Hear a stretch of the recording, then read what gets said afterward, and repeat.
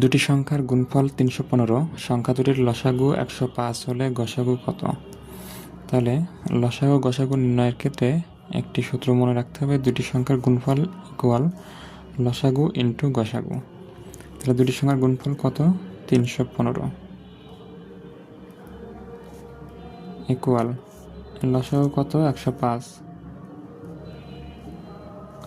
Into গসাগু বের করতে হবে।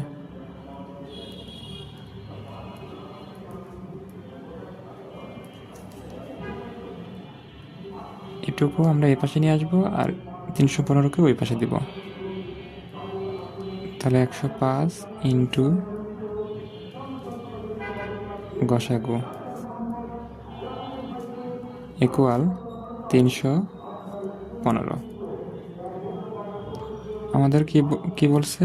গসাগু বের করতে বলছে। তাহলে গসাগু এ পাশে রেখে 105 হচ্ছে গুণ অবস্থা আছে, এ পাশে আসলে ভাগ হয়ে যাবে। তাহলে 315 ডিভাইড বাই 105। তাহলে 105 দিয়ে 315কে কাটলে 3 বার যাবে। তাহলে আমাদের গসাগু হচ্ছে 3। সুতরাং অ্যান্সার হচ্ছে খ।